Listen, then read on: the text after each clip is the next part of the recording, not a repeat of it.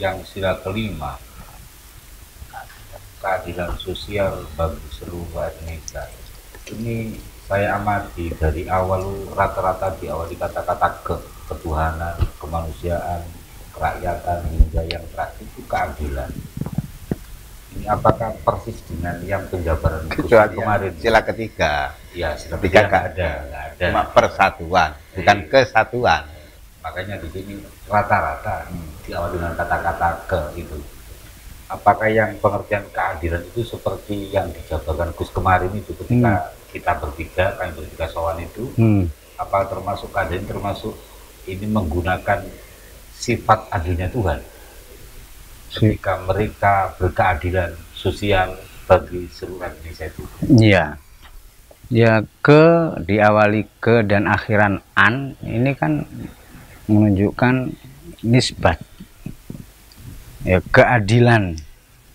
Ini adil dalam arti dalam dan luas. Kemudian yang dimaksud di sila kelima ini keadilan sosial, keadilan bagi kue lah. Dalam hal ini seorang presiden benar-benar harus adil dalam membagi nikmat, mensejahterakan rakyat. Benar-benar harus, ya, tidak untuk kepentingan pribadi atau kelompok atau golongan atau partainya, tapi kepentingan bersama. Yaitu, ya inilah kepentingan bersama, inilah yang dimaksud keadilan sosial. Jika kepentingannya ini tidak kepentingan bersama, maka menyalahi sila kelima ini. Dalam mencanangkan, memutuskan segala sesuatu, seorang presiden harus berpijak sila kelima, yaitu keadilan sosial bagi seluruh rakyat Indonesia. Maka di sini keharusan minta pendapat atau mengikut sertakan DPR dan MPR dalam keputusannya, tidak boleh tidak mengikut sertakan dan digodok oleh MPR DPR minangka wakil rakyat, majelis permusyawaratan rakyat, dewan perwakilan rakyat. Dengan presiden ini harus benar-benar menyatu untuk menjalankan sila kelima keadilan sosial ini bagi seluruh rakyat Indonesia. Kalau tidak mempertimbangkan wakil-wakil rakyat, utusan-utusan rakyat dari daerah dan lain sebagainya, dari kelompok agama dan lain sebagainya, maka pastilah tidak adil dalam bersosial. Keadilan sosialnya masih dipertanyakan. Termasuk hingga pemerintah desa, Pak Lurah dalam hal ini termasuk bagian daripada kepanjangan Bapak Presiden. Iya. Untuk berbagi keadilan sosial. Iya. Kalau dari sisi agama, keadilan itu yang iktidal, tawasud itu. Iya. Jadi berarti maknanya sangat luas. Sangat luas. Untuk praktek bagi para penempuh, bagi kita agar berkeadilan terhadap diri sendiri dan apa? Saya teringat, saya lupa ayatnya. Jadi Gus Dur itu menyukai salah satu ayat yang di situ bagaimanapun keadaannya harus bersikap adil. Iya. Bahkan walaupun mengenai dirinya sendiri kan. Iya. Nah ini yang berarti praktek yang keadilan sosial ini tadi ya. Iya, keadilan sosial. Nah, untuk keadilan yang sifatnya pribadi, personal ini seperti apa? Ya, kalau tadi keadilan sosial secara individu adalah memberikan hak tiap-tiap anggota tubuh secara merata. Bahwa Nabi bersabda, matamu punya hak, telingamu punya hak, hidungmu, tanganmu, lisanmu, badanmu, ya ini harus diistirahatkan kalau memang sudah capek, waktunya istirahat. Karena wafi jasadika hak, jasadmu itu punya hak. Apa haknya? Istirahat, tidur. Bahwa istirahat terbaik adalah tidur. Wafi ainika hak, wafi aqlika hak, wafi qalbika hak.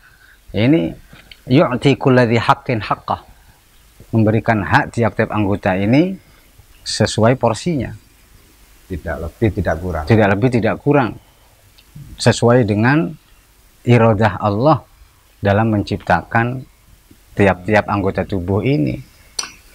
Akal diciptakan untuk apa? Tidak boleh untuk selain ngakali nafsu. Akal diciptakan ini hanya untuk ngakali nafsu kita, di mana nafsu kita selalu amarah bisu, selalu mendorong, mengajak untuk berbuat buruk. Nah, akal harus pinter ngakali nafsu yang selalu ingin seenaknya sendiri, ego, sakarepe dhewe dan seterusnya. Akal ini harus pinter bujui nafsu, tidak boleh kalah dengan nafsu. Jika kalah, fatal akibatnya. Belum mampu adil terhadap diri. Iya, belum berkeadilan sosial secara merata seluruh anggota tubuh. Ini menunjukkan bahwasanya kolbunya atau hatinya belum As-sofa, belum as-sofa. Ya memang harus kolbun salim, hati yang benar-benar selamat dari berbagai macam penyakit-penyakit hati. Hanya kolbun salim yang mampu berkeadilan sosial bagi anggota tubuh seluruhnya. Maka ya tidak boleh menjadi pemimpin jika belum menjalankan Pancasila ini dengan baik. Ini pemimpin di negara kita ini cerminnya ya Pancasilais ini. Secara sosial seluruh rakyat Indonesia harus bersikap meraih biar bisa adil masing-masing ini semua. Artinya bagaimana menemukan seorang guru sehingga dia bisa adil terhadap diri tiap-tiap, sehingga tidak ada masalah. Apa seperti itu? Ya itu ya dari keharusan beragama tadi itu. Keharusan beragama bagi orang awam, kalau jujur mengaku awam, pastilah butuh pembimbing, pastilah butuh pemimpin, pastilah butuh muddin, imamuddin, pemimpin agamanya yang merasa tidak bodoh tentang agama. Silahkan memimpin sendiri, tapi ya harus pasti orang yang tidak merasa bodoh tentang agama pasti dia punya pembimbing, pasti punya guru, sebelumnya pasti punya guru. Jadi kalau di tasawuf bisa nggak Pancasila ini dengan kelima silanya itu ini menjadi gambaran proses perjalanan seseorang menuju usul. Iya. Mungkin kalau bisa seperti itu, kira-kira dipaskan dengan ajaran-ajaran tasawufnya itu. Ya, untuk bisa menjalankan Pancasila dengan benar dan baik, kalau dari Islam, dalam hal ini lingkup terkecil dari pengamal tasawuf, ya Pancasalik ini. Ini harus dijalankan terlebih dahulu.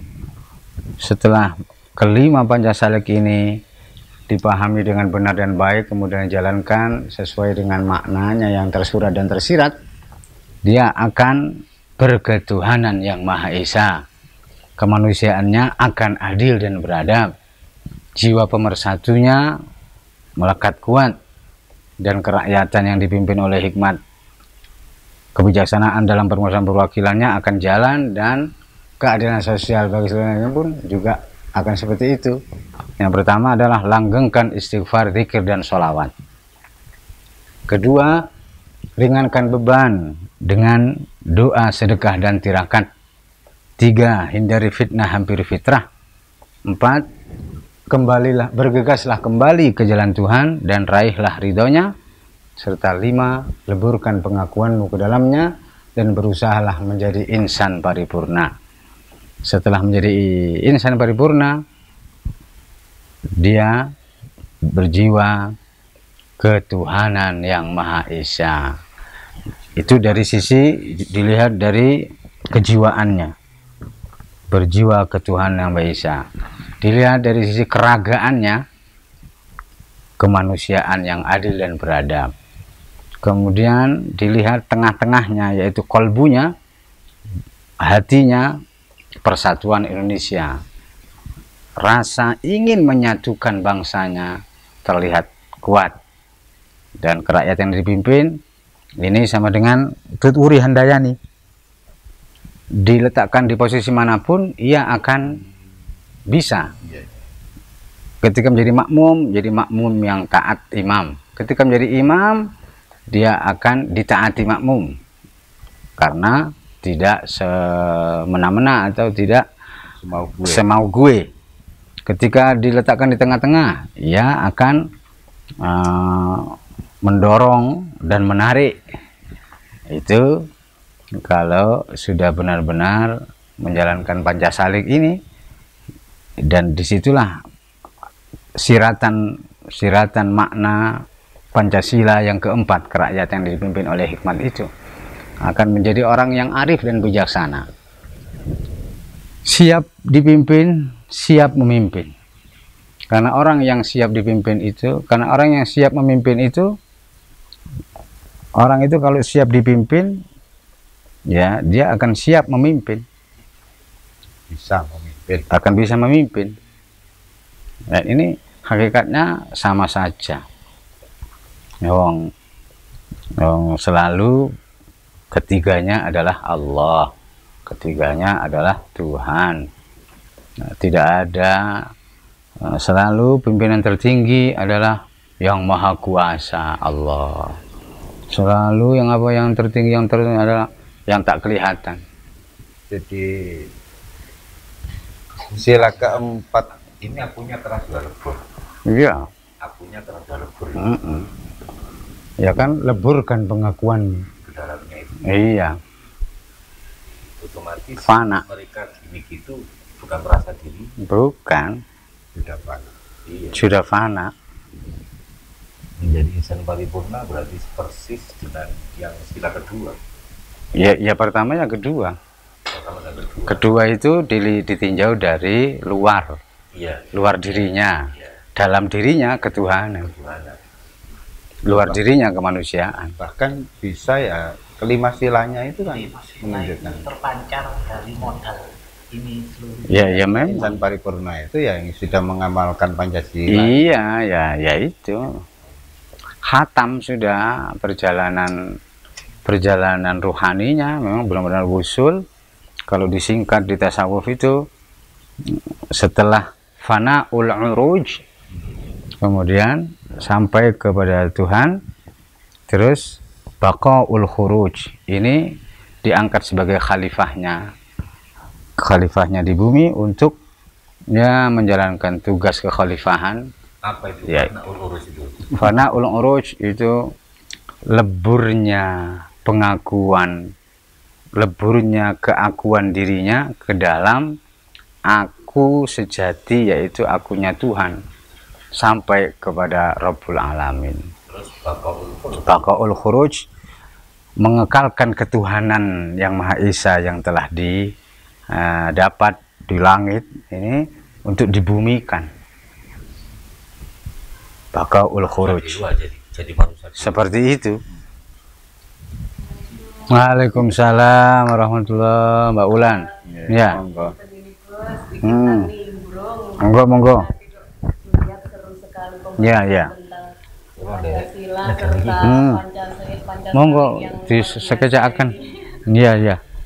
Ini logo saya itu ada unek-unek kan sudah membahas sila keempat juga tentang kerakyatan yang dipimpin. Nah, di sila keempat ini kan kita mengacu ke demokrasi ya. Ya. Dan saat ini kita juga menganut sistem demokrasi. Saya mohon pencerahan nih dari Gus Nizam nih. Ada banyak pandangan juga kan bahwa demokrasi ini tidak sesuai dengan syariat Islam. Nah, itu mohon pencerahannya Gus. Kata siapa itu yang mengatakan demokrasi tidak sesuai dengan syariat Islam itu dia pemahamannya terhadap syariat masih mentah. Syariat Islam dalam hal ini sosok yang menjalankannya adalah Nabi Muhammad, itu dikenal oleh dunia internasional. Dialah manusia yang menerapkan demokrasi. Buktinya ada pada Piagam Madinah. Pada waktu itu beliau sedang di atas angin alias kuasa, namun tidak semena-mena karena di Madinah ada masyarakat Yahudi dan Nasrani serta penganut aliran atau kepercayaan atau keyakinan selain Yahudi dan Nasrani berkumpul untuk ya menyatukan keinginan, harapan semua manusia di masyarakat Madinah waktu itu, yang kemudian tercetuslah Piagam Madinah. Posisi Piagam Madinah ini sama persis dengan di kita Pancasila itu. Demokrasi kita kan juga demokrasi Pancasila. Demokrasi Bukan Pancasila. demokrasi yang liberal, terpimpin dan lain sebagainya. Iya. Artinya benar-benar di Indonesia ini demokrasinya ala Pancasila. Nah, kalau ala Pancasila pemahamannya seperti yang dijelaskan oleh Gus tadi, ya pasti demokrasinya ya benar. Ya tidak ada pertentangan sama sekali di syariat Islam. Itu kan pendapat anak-anak masih.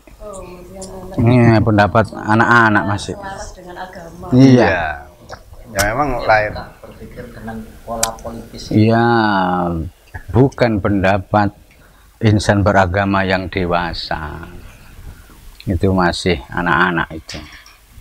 Masih kurang matang. Mohon pamit ini mau. Ya. Nggih. Waalaikumsalam. Nggih. Waalaikumsalam warahmatullahi